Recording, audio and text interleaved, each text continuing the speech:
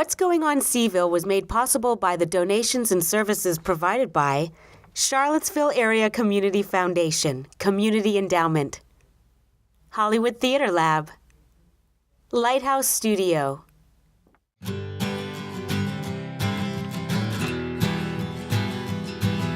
a big white ghost in your brain. It's always on time, it's always the same. What's Going On Seville? I'm Lana Young. My guests tonight are Rachel Lloyd Miller and Hope Payne from the Piedmont CASA. CASA stands for Court Appointed Special Advocate. It's a national network of programs that represent abused and neglected kids in the courtroom and beyond. For every one foster child that has a CASA advocate, 2 go without. So if you believe children are our future, please watch this episode. You could help the odds of an abused or neglected child right here in Charlottesville. Please don't miss it. But first, let's welcome our musical guest, the Pollocks.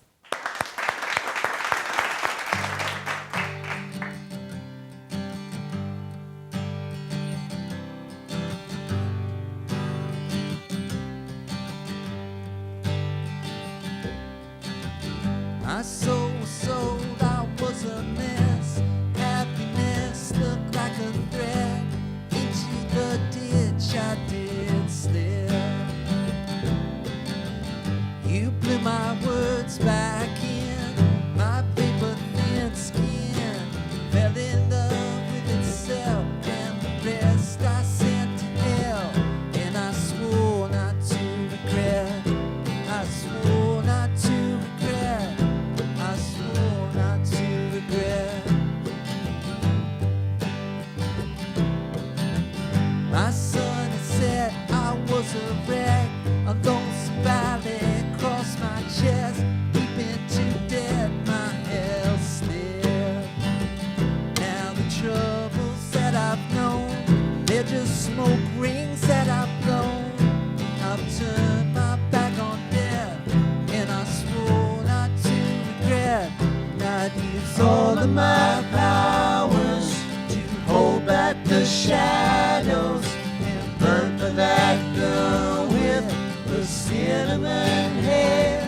I'd use all of my powers to hold back the shadows and burn for that girl with the cinnamon hair. Whoa, whoa.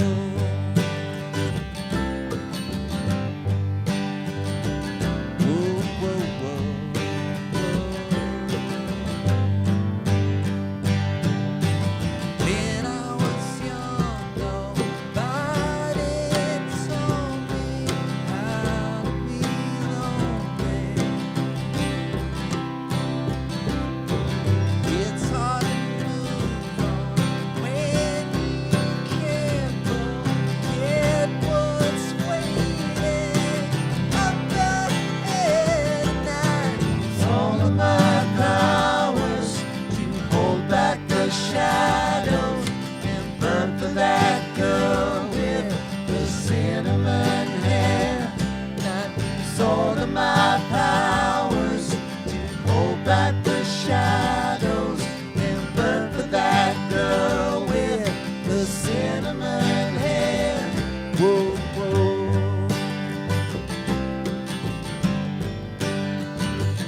Whoa, whoa, whoa, whoa.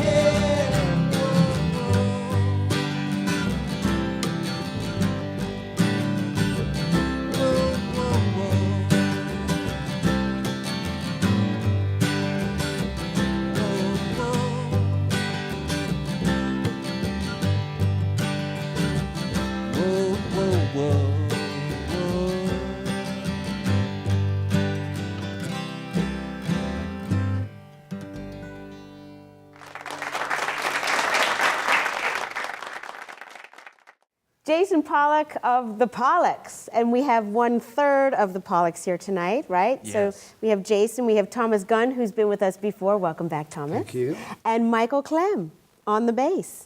Very nice. Am I referring to that correctly? Is it bass? Can I make it a little? Oh yeah.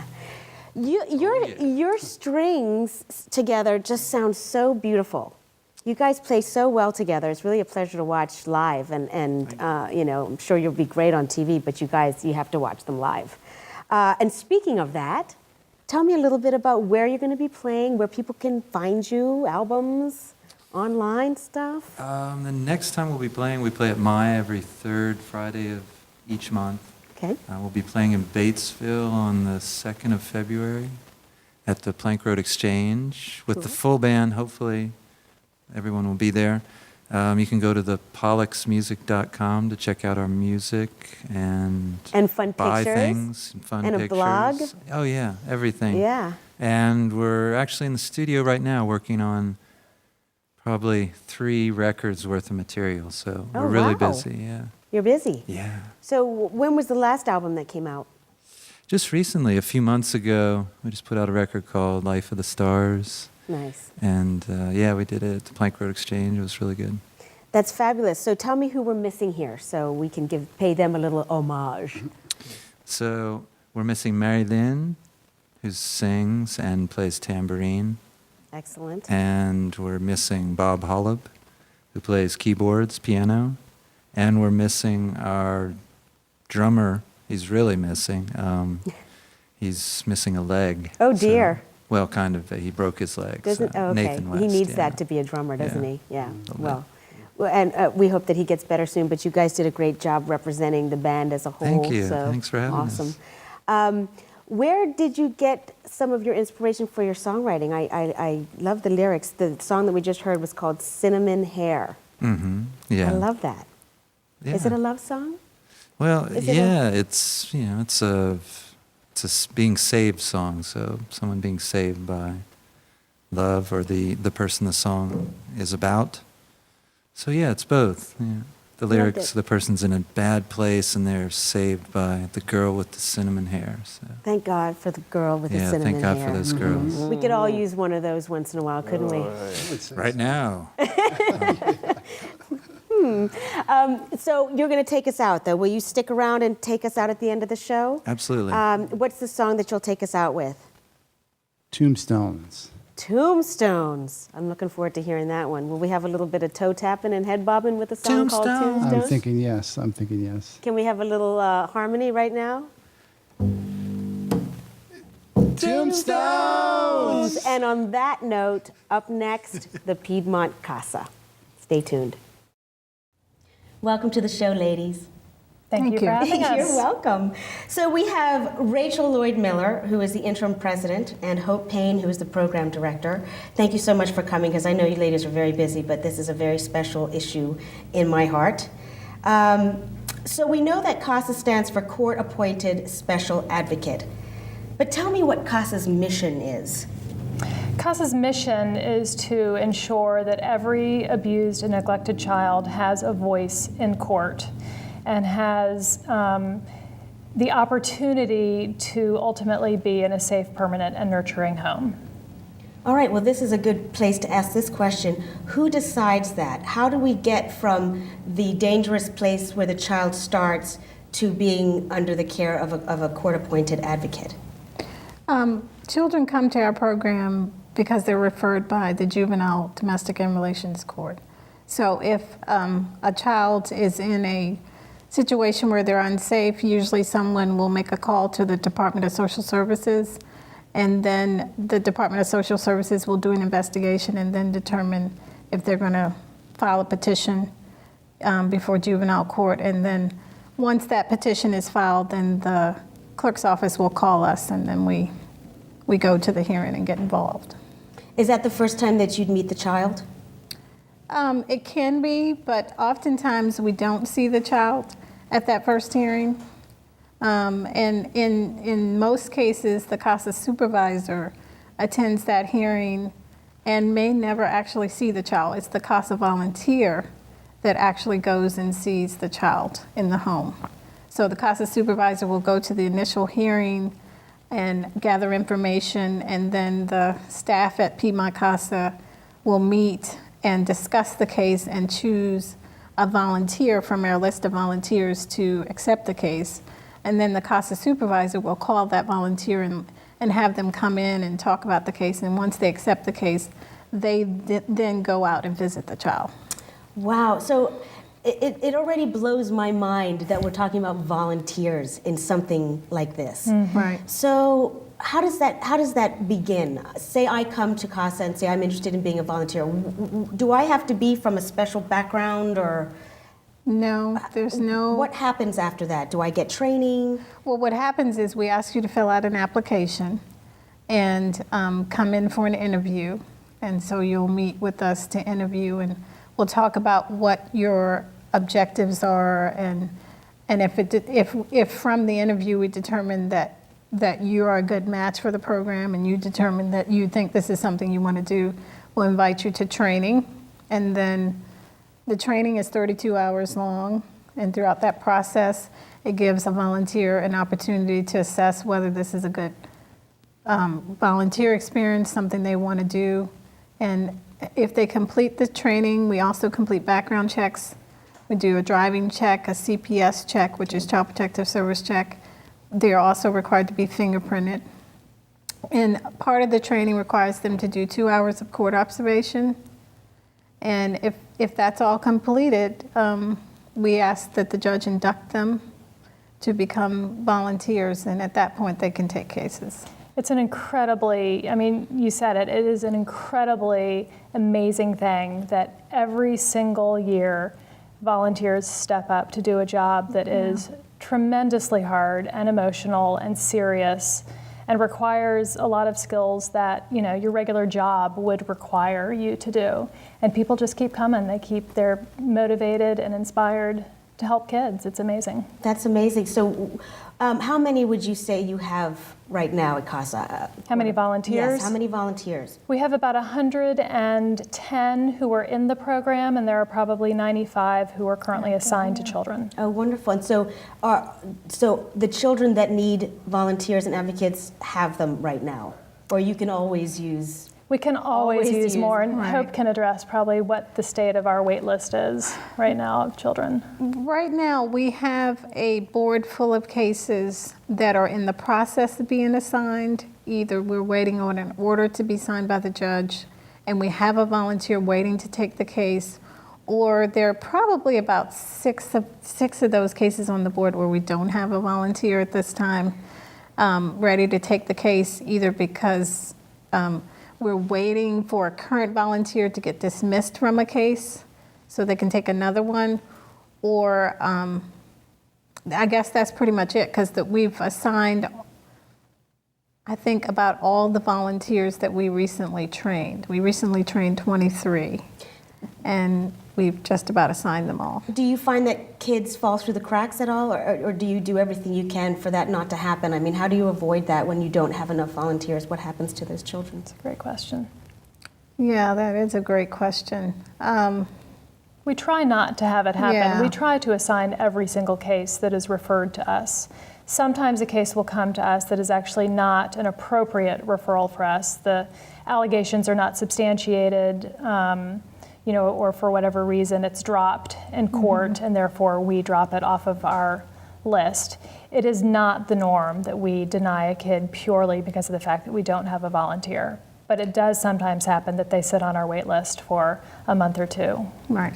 And the one thing that's important to also point out is if we cannot serve a child, they have a social worker usually working with them. They probably have a therapist. They have other service providers working with them. So if they do not get a CASA volunteer, I don't think they'll fall through the cracks. They'll miss out on a significant service, but hopefully their needs will be met. Right. Can you give me any case studies? I mean, I know that some of the issues are just horrific, but can you give us a typical scenario of what an advocate might have to deal with with a child? like a typical, let me go back.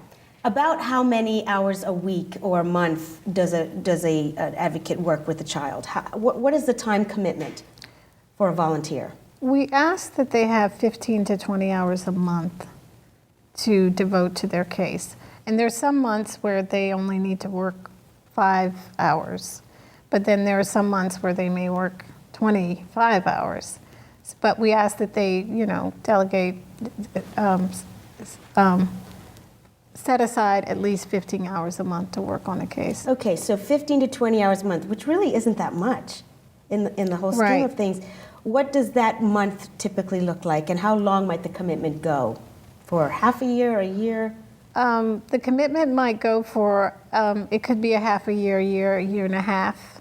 We have some cases that end in 6 months, but some cases that go longer than 2 years, so it really varies. We ask if you would like to be a CASA volunteer that you be willing to commit to at least a year, year and a half, to finish a case, to follow a child through the end of a case. But a typical month might include attending team meetings, which is a meeting of the professionals working with the family. So the social worker would be present, the child's therapist, the parents, the foster parents, different people who are working directly with the child will meet on a regular basis. Without the child? Usually without the child. But I can imagine that's pretty overwhelming. If the child is older, sometimes they attend those meetings. Court appearances happen every 6 months or so. So you might have a court appearance in a particular month. Certainly seeing the child, we ask that you see the child once a month, face to face. We ask that you check medical records. So in the course of a month, you might review a child's medical records or go by the school and talk to the teacher. So any number of things could be at hand for you to do in a particular month, and you just sort of plan it out as you work in your case. But before hearings, we ask that you write a court report, and those months require a little more work than other months. Right, I would imagine. That's kind of our product. So our product, we conduct an investigation for the judge specifically to find out everything about the child and the situation that we can, so that judge is armed with as much information as possible to make the best decisions for the child. And so that report is our product, and it has to be very professionally written. It has to be objective. It has to be clear. I was just going to use that word, objective. Yes. That must be so difficult. You must train that. You must teach that in the training, to not sort of approach it from an emotional place. It's really important to be able to see things from multiple sides and not to bring your own baggage into the role as a volunteer with you, and to be able to see positives where it's difficult to see positives and strengths where it's difficult to see strengths.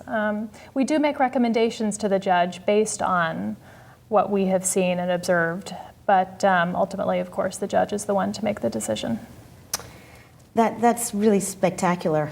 I'm really interested to know something about your community partners. You have a couple of very special community partners, don't you, with GE? Can you tell me a little bit about that, and also with Project Serve? Well, I can tell you about GE. I mean, I just have nothing but wonderful things to say about them. Each year they provide backpacks for each of our CASA children. They ask us the age of the child and what grade they're going into. And what they do is they go on, each school usually has a list of school supplies that each child needs, and they on their own go through that list. So if you get a second grader, they'll look at a second grader list in the county or the city. Wow. And they chock those backpacks full of school supplies for each one of our CASA children. I mean, they haven't turned down a single person, a single child that we've had on the list. And then at Christmas time, they do something similar. They ask for a need and a want of each child. It's amazing. It is amazing. And when we put on our list, some kids will say, I'd like a bike, but I need a sweater. And we'll list 3 things they need or 3 things they want.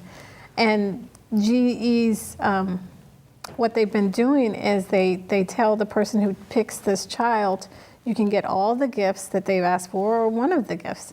And oftentimes they'll get everything that's listed. So a child might list 3 needs and 3 wants, and they'll get all of them instead of just 1 need and 1 want. They are just extremely generous. Wow, that is I really mean, amazing. Yes, they love to give to our CASA children. And is that nationwide or is that just a Charlottesville partnership? Wow. As far as Charlottesville. I know, it's a That's Charlottesville really partnership. special. Yeah, it's Yeah. wonderful. And then you have Project Serve with the UVA students. They come in and Yeah, so this is a very different piece of the picture, but Project Serve every year comes in at the beginning of the year, and we do, a huge fall mailing to all of our wonderful donors. And Project Serve students come in and address 2,000 envelopes for us because Piedmont CASA it's a very personal mission we have, and so we treat every mailing very personally. We reach our donors in a personal way, and that starts with a hand-addressed envelope and Wow. personal notes to all of them, and Project Serve kicks that off for us every single year. UVA students. Yes. Fantastic. Anecdotes, happy endings, They do happen. they do happen. They do happen. Yeah. Do you have any that stand out? Well, I can think of a case where a particular child had experienced some abuse with one of her parents, and the parent and the child were separated. And there came a time when the CASA volunteer was meeting this child regularly. The child kept saying, "I really want to see my mom. Can you please see if I can see my mom?" And the team of professionals that were working with the family didn't think it was a good idea for them to visit so soon. And the CASA volunteer at every team meeting would say, she wants to see her mother. Is there any way we can arrange a supervised visit? And the team was thinking, yeah, we'll do it, but let's do it 4 or 5 months from now. The CASA volunteer kept advocating for it because the child kept asking for that. And eventually they allowed her to see her mother sooner rather than later. And it really changed, turned the case around. The mother started to, she was motivated to work on her parenting skills. The visits happened more frequently, and they were reunited. It was one of those situations where we weren't sure it was going to be a good idea for her mother to be reunited with the family. But the visits happening early caused the child to be less stressed because she was acting out at school and just not very happy, just tense, really So wanting it to be turned connected. things around. It did. And we have our happy ending Yeah. in that instance. Well, we love happy endings. Yeah. At We least, at least we have some happy endings. We're coming to the end of the interview. I know our time goes so fast. We know that other than volunteering, you can donate Absolutely. to CASA, and they can find that information on your website. Yes. What would you say right now to the busy person that would love to volunteer, but oh, I'm so busy? What would you say to that person? I would say most of our volunteers work full-time. It's a serious but a flexible opportunity. And if you're thinking about it, if you want to help local abused and neglected children, at the very least, come to an information session. At the very least, get in touch with us, and we can talk you through it. Tell me your website, and we'll put it magically at the bottom of the screen. www.pcasa.org. Well, thank you so much for everything you ladies Yes, do. thank you. Thank you so much. We really appreciate that. And check out CASA's website because, as I said in the intro, you could make a difference in a child's life right here in Charlottesville. So thank you for tuning in for another episode of What's Going On Seville and supporting Kids Making Television. We're going to have the Pollocks take us out. See you next time.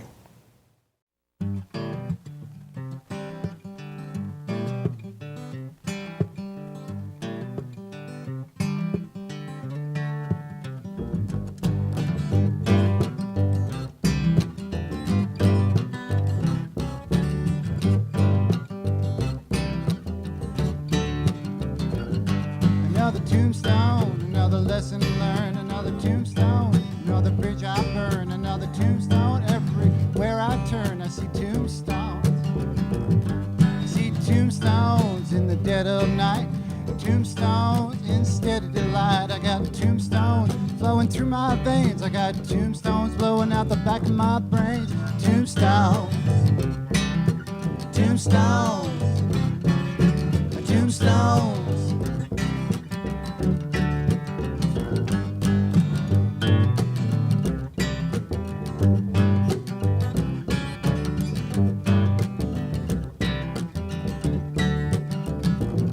I got tombstones full of deep regret. A tombstone smoking my last cigarette. I got tombstones telling me something's died. A tombstone's living in the whites of my eyes. Tombstones saying it's the end. Never ever wanna see you again. There's too much death for me in this old town. If I don't stop sinking, I think I'm gonna drown in tombstones. Tombstones. Tombstones.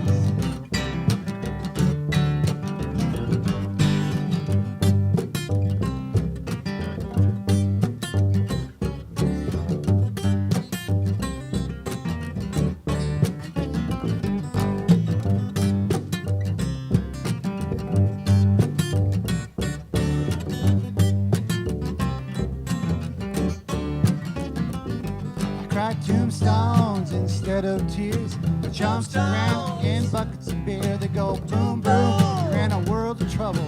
A boom, boom, you're in a world of trouble. A boom, boom, you're in a world of trouble. Cause now you're drunk, you get to see us in double. Tombstones. Tombstones. Tombstones. Tombstones. Tombstones, tombstones.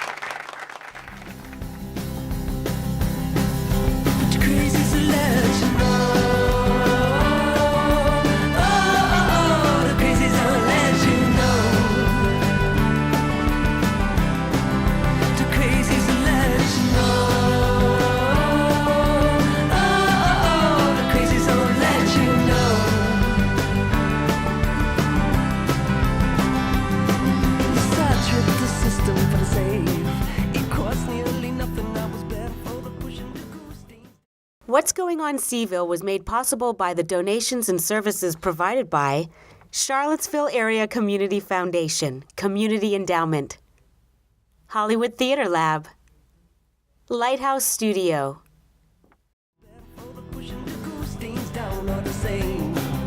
I can't believe they wanted you, I can't believe they wanted you.